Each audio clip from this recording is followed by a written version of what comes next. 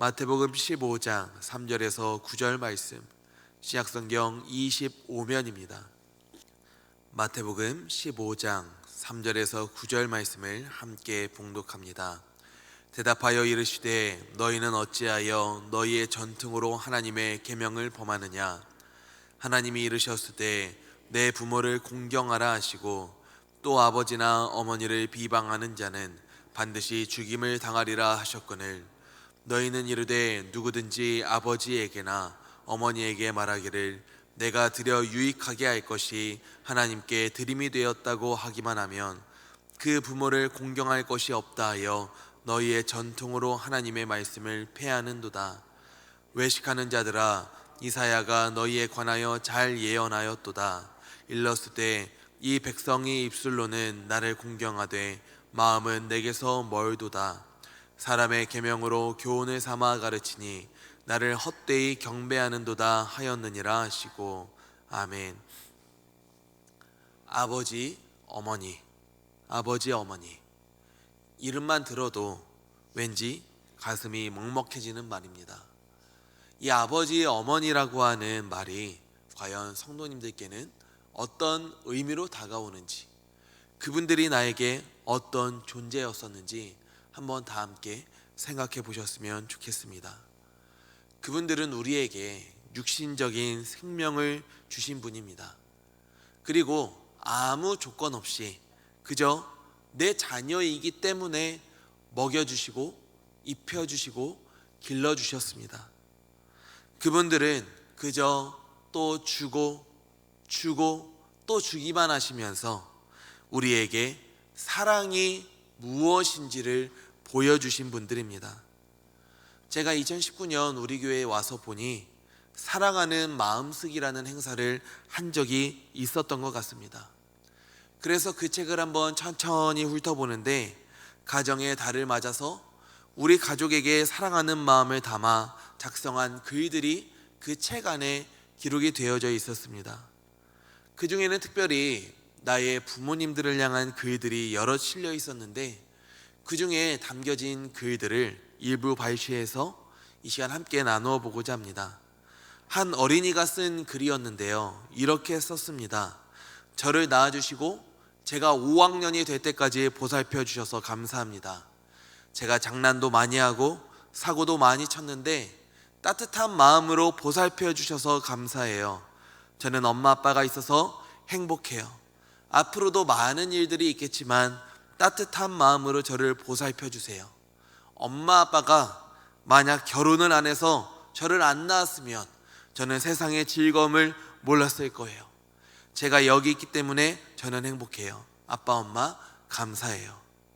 그리고 권사님께서 쓰신 글 중 하나를 소개해 드리려고 합니다. 그날도 고된 일을 마치고 저녁 먹을 시간이 되었다. 오늘따라 고소한 냄새가 허기진 내 코를 유혹한다. 오늘 저녁 메뉴는 큼직이 썰어 넣은 무에 기름이 둥둥 떠있는 소고기를 넣은 소고기 뭇국이었다.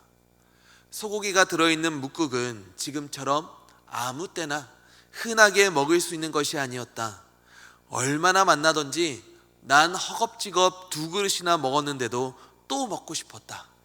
그래서 엄마에게 국 대접을 내밀며 더 달라고 했다. 그러자 엄마는 내 대접을 받아들고는 상 밑으로 쑥 내리시더니 엄마의 국그릇에 담긴 국을 쏟아주셨다. 아마도 국이 없어서 몰래 주시기 위해 상 밑으로 숨기셨나 보다. 그것을 나는 보았다. 괜스레 가슴이 뭉클해졌다. 나만큼이나 엄마에게도 맛난 국이었을 텐데 자식이 더 달라 하니 말없이 당신의 몫을 아낌없이 주신 것이다. 내가 한 아비가 되고 자식을 키워보니 내 자식이 알든 모르든 엄청난 희생과 사랑이 필요하다는 것을 느낀다. 나를 이만큼 잘 자라게 하신 그 사랑을 좀 더 알아가며 감사한 마음을 느껴본다. 늘 자식들을 위하여서 모든 것을 아낌없이 주시기만 하시는 그 사랑에 다시 한번 감사드리며 조금씩 보답하며 살아가기를 다짐해 본다. 어머니 감사합니다. 그리고 사랑합니다. 오늘 함께 있는 모든 분들 중에서도 이 엄마 아빠에 대한 추억을 갖고 있지 않은 분은 단 한 분도 없을 것입니다. 마틴 루터는 부모는 하나님의 대리자라고 말합니다. 부모는 하나님을 대신해서 자녀를 낳고 기르는 역할을 맡은 분들입니다. 그렇게 우리는 하나님을 공경해야 하는 것처럼 부모를 공경할 수 있어야 합니다. 부모 공경의 계명은 10계명 중에서 5번째 계명입니다. 그런데 10계명의 앞에 4개 계명은 하나님과의 관계를 위한 계명이고 뒤에 6개는 사람과의 관계를 위한 계명이니 사실상 부모 공경은 하나님께서 사람들에게 주신, 사람들 사이에서 지켜야 할 계명 중에 우리가 지켜야 할 첫 번째 계명이 되는 것입니다. 공경하다라는 말에는 무겁다라는 뜻이 함께 담겨져 있습니다. 원래 공경이라고 하는 말은 하나님을 향한 우리의 마음과 자세를 표현할 때 사용했습니다. 하나님을 가벼이 여기지 말고 진중하고 무겁게 대할 수 있어야 한다는 겁니다. 그런데 우리 하나님께서는 그 공경이라고 하는 그 말의 무게를 부모에게도 적용시킵니다. 4절 말씀을 보니 하나님이 이르셨을 때 내 부모를 공경하라 하시고 또 아버지나 어머니를 비방하는 자는 반드시 죽임을 당하리라 하셨거늘.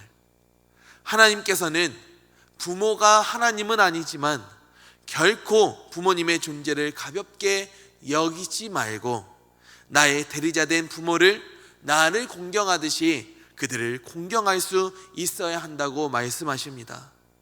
그런데 그중에는 하나님이 말씀하셨으니까 그저 섬기는 척만 하며 실상은 부모의 존재를 무시하거나 가볍게 여기는 사람들이 있었습니다. 그때 당시 유대인들 사이에서는 고르반이라고 하는 전통이 있었는데요. 고르반이란 하나님께 바친 제물이란 뜻으로서 어떤 제물이나 물건을 향하여서 고르반이라고 선언하면은 그것을 하나님께 성전에 바치는 제물이 되게 되는 그런 전통이었습니다. 그런데 고르반은 시간이 지나고 나서 더 큰 돈을 내고 취소할 수도 있었습니다. 즉 많은 유대인들이 부모님을 봉양하는 것이 싫어서 일단 고르반을 선언해 놓고는 부모님이 돌아가신 후에 그냥 적정량의 돈을 내고 취소하는 일이 빈번하게 일어나고 있었던 것입니다. 예수님께서는 이것을 지적하시며 5절에서 말씀하십니다. 너희는 이르되 누구든지 아버지에게나 어머니에게 말하기를 내가 드려 유익하게 할 것이 하나님께 드림이 되었다고 하기만 하면, 즉 부모님을 부양하기 위해 사용해야 할 것들을 자기 마음대로 고르반을 선언했다는 것입니다. 그리고 부모님에게 찾아가 말하는 겁니다. 아버지, 어머니, 제가 하나님 위해서 사용했어요. 이게 더 복되잖아요. 괜찮으시죠? 하나님을 위해서 사용했는데 괜찮으시죠? 그럼 그 말을 들은 부모가 자녀에게 뭐라고 이야기를 하겠어요? 하나님을 믿는 사람으로서 하나님께 드렸다고 하는데 그거 나를 위해 사용해라. 그거 가지고 뭐라고 하면은 괜히 믿음 없어 보이고 잘못된 본을 보이는 것 같고 또 돈 욕심이 가득한 사람처럼 보이지 않겠습니까? 그러니까 부모님들은 괜찮다고, 잘했다고 이렇게 이야기를 하는 겁니다. 하지만 실상은 무엇입니까? 이제는 나이 든 부모를 부양하기는 귀찮고 재물에 대한 욕심은 가득해서 부모님께 쓰기가 아까워서 그런 것임을 우리 주님은 알고 계셨던 겁니다. 이는 하나님을 핑계 삼아 하나님께 드리는 척 하는 것일 뿐 실상은 하나님의 말씀을 폐하는 것이었습니다. 그래서 주님께서는 6절에서 이렇게 말씀하십니다. 그 부모를 공경할 것이 없다 하여 너희의 전통으로 하나님의 말씀을 폐하는도다. 아니, 하나님 아버지께서 하나님께서 내 부모를 공경하라 말씀하시는데 너희들이 뭔데 함부로 너희들이 전통으로 만들어 하나님의 말씀을 폐하느냐 라고 주님이 말씀하시는 겁니다. 그러면서 겉으로는 하나님을 섬기는 척, 부모님을 부양하는 척, 외식하는 사람들을 향하여서 7절에서부터 말씀하시기를 너희 같은 사람들에 대해서 이사야가 잘 예언하였으니 너희는 입술로는 하나님을 공경하는 척하되 정작 마음은 없는 하나님을 헛되이 경배하는 사람들이라고 말씀하십니다. 사랑하는 성도님들, 부모를 공경하라 말씀하신 것은 하나님의 뜻이고 주님이 우리에게 주신 계명이요 말씀이십니다. 우리가 믿고 사랑하는 하나님이 말씀하셨기에 우리는 그 뜻에 순종함으로 우리의 부모님을 공경합니다. 그리고 부모님께서 하나님 아버지의 마음으로 평생을 헌신하시며 나를 길러주시고 나를 먹여주셨기 때문에 우리는 마땅히 부모님을 공경할 수 있어야 합니다. 물론 사람들 중에는 부모님께 대해서 좋은 추억을 가진 사람들만 있는 것은 아닐 수도 있습니다. 부모로 인하여서 상처받고 좋지 않은 감정을 가진 분들도 있을지 모릅니다. 하지만 그렇다고 해서 평생 동안 부모님을 원망하고 미워하면서 살기만 한다면 이는 자신을 위하여서도 결코 좋은 일이 될 수가 없습니다. 그 감정은 결국 나의 삶에 부정적인 영향을 주고 부모가 삶을 마치게 되면 우리에게 후회로 남게 될 것이며 당장 나의 자녀들에게도 부모를 어떻게 대해야 하는지에 대해서 좋은 본이 될 수 없기 때문입니다. 하나님께서 우리로 하여금 부모를 공경하라 하신 것은 부모만을 위해서가 아니라 부모로 살아가며 자녀에게 본을 보이며 살아야 하는 우리 자신을 위해서도 반드시 필요한 것이기 때문입니다. 우리가 부모를 어떻게 대해야 되는지 좋은 본을 보임으로 말미암아 우리의 자녀들을 통하여서 우리가 부모를 향하여서 드린 나의 마음과 정성과 태도만큼 그런 정성과 태도로 섬김을 받을 수 있게 되기 때문입니다. 그리고 그것이 우리의 자녀들에게도 좋은 복이 되기 때문입니다.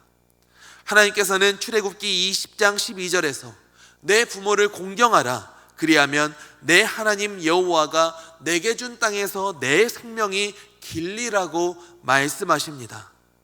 부모님을 사랑해서 그리고 주님의 말씀에 순종하여 부모를 공경하는 사람들에게는 하나님의 크신 복이 임하는 줄 믿습니다.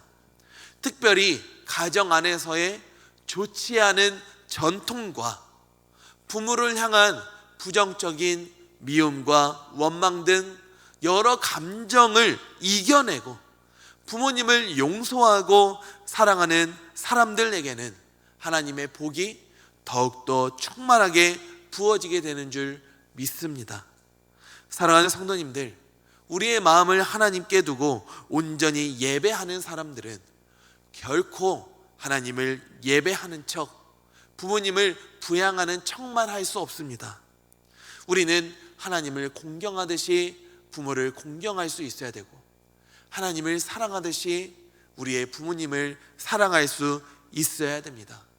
그리고 그러한 자녀들을 통하여서 자녀들에게 좋은 본을 보임으로 말미암아 우리에게도 복이 되고 자녀들에게도 복이 됨을 하나님 안에서 우리는 깨달아야 되는 줄 믿습니다. 그러므로 오늘 하루 나를 낳아주시고 길러주신 우리 부모님을 기억하면서 그리고 하나님의 말씀에 순종하기 위하여서 우리의 자녀들에게 부모를 어떻게 대해야 되는지, 나에게 부모님은 어떤 의미로 다가오는지, 부모님께 고마움과 사랑함을 표현할 수 있는 복된 하루가 될 수 있기를 주님의 이름으로 간절히 기도하고 축복합니다. 기도하도록 하겠습니다. 하나님 아버지, 우리의 부모님께서 하나님의 마음과 뜻대로 우리를 사랑하셨습니다. 우리에게 아무런 조건 없이 대가 없이 주고 또 주신 분들이 우리의 부모님이십니다. 하나님께서는 우리의 부모를 공경하라고 말씀하십니다. 하나님을 공경하는 것처럼 우리의 부모를 공경하는 것이 우리에게 복되다고 말씀하십니다. 하나님, 우리가 그 하나님을 믿기에 부모를 공경하오니 내가 하나님을 헛되이 경배함으로 말미암아 그저 부모를 부양하는 척, 하나님을 사랑하는 척 하지 않을 수 있도록 주님께서 붙잡아 주시옵소서. 하나님, 나의 욕심으로 말미암아, 정욕으로 말미암아 외식하지 않게 하시고 하나님을 사랑하듯이 오늘 하루 우리의 부모를 사랑하게 하시고 좋은 본을 보임으로 말미암아 하나님께서 우리와 우리의 자녀들에게 주시는 크신 복을 받아 누리게 하여 주시옵소서. 예수님의 이름으로 간절히 기도 올려드립니다. 아멘. 이 시간 우리가 함께 기도하실 때 주님, 우리가 하나님을 사랑하듯이 우리의 부모를 사랑하게 하여 주시옵소서. 우리의 교회가 서로를 향한, 특별히 가정의 구성원들을 향한 고마움을 표현하게 하여 주시옵소서. 이 땅이 모든 가정 가운데 주의 말씀과 사랑이 세워지게 하여 주시옵소서. 특별히 입시를 준비하고 오늘 수학 능력 시험을 치르는 우리의 사랑하는 자녀들을 위하여서, 목회 비전과 성도를 위하여서 기도하고 계시는 우리 담임 목사님을 위하여서 이 시간 주의 이름을 한번 부르시고 우리 함께 기도하며 나아가겠습니다.